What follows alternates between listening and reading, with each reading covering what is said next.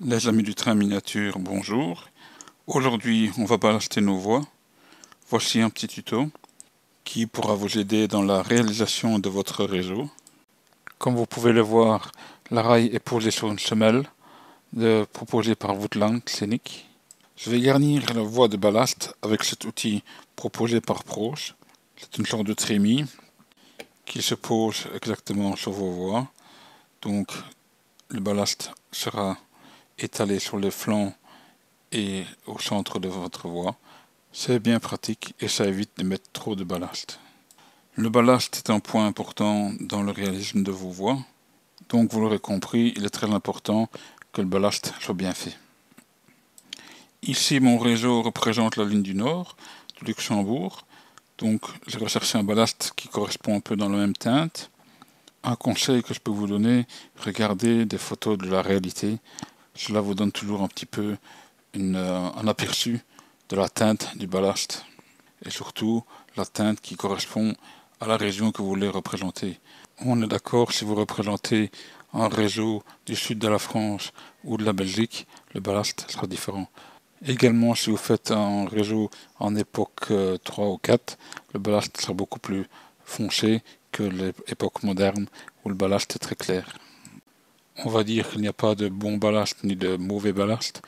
C'est un ballast qui vous plaît et qui vous convient, mais faites juste attention. Pour le HO, il faut utiliser du ballast avec un grain de 0,6 jusqu'à 1 mm maximum. Inutile d'utiliser un grain trop fin ou trop gros. Ça donnera complètement un effet irréaliste.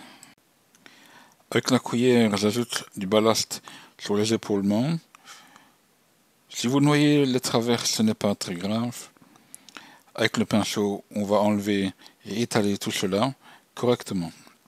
Si la vidéo vous plaît, n'hésitez pas à mettre un petit commentaire, ça fait toujours plaisir. Et surtout, abonnez-vous, ainsi vous ne raterez pas mes prochaines vidéos. Et on continue directement avec un petit conseil. Pour trouver le bon ballast, la bonne teinte, je vous conseille de réaliser des tests sur une voie séparée avant de vous lancer. Certains ballasts changent même de couleur, enfin de teinte, lors de l'encollage. Donc je vous conseille vraiment de faire des tests avant pour éviter la catastrophe. Maintenant on va passer à la finition. Pour cela il nous faut un pinceau.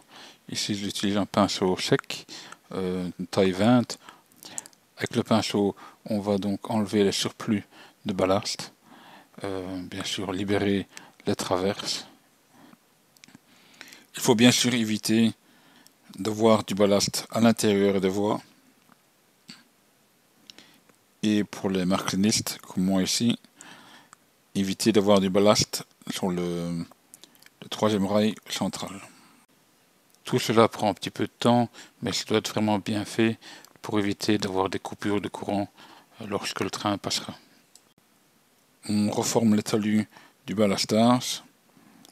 Ça ne doit pas être trop large non plus. Voilà, le tour est joué. Vous avez vu, c'est quand même assez rapide. Dès que vous êtes satisfait du ballast, on va passer à l'encollage. Alors, première étape, avec un spray rempli d'eau et quelques gouttes de produit vaisselle, on va humidifier nos voies. Cela va permettre à la colle de bien pénétrer dans votre ballast. Au lieu de l'eau avec le produit vaisselle, vous pouvez également mettre de l'isopropanol dans votre spray. Et ça fonctionne tout aussi bien. Si vous ne mettez pas ce spray, la colle formera des gouttes.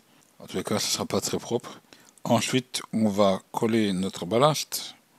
Pour cela, j'utilise de la colle de Eki, mais on peut très bien réaliser son mélange soi-même. C'est 50% d'eau, 50% de colle à bois, gouttes de liquide vaisselle. La bouteille Eki est équipée d'un bec verseur, sinon une pipette fera également très bien l'affaire. Comme vous pouvez le voir, on donne un aspect un peu laiteux au ballast. Quand c'est un peu blanc comme ça, on voit qu'il y a suffisamment de colle. Ensuite, on va laisser cesser pendant 24 heures. Ensuite, le ballast sera tellement dur qu'il formera un seul bloc. Avec un bout de sopalin ou de papier essuie-tout, je préfère toujours passer un petit coup sur la voie pour enlever le surplus de colle. Ainsi, il n'y aura pas de problème de contact. Voilà, et donc maintenant c'est à vous de jouer. N'hésitez pas à mettre un petit commentaire pour me donner des nouvelles de votre réalisation. Ça a bien fonctionné. Et un petit like si la vidéo vous a plu.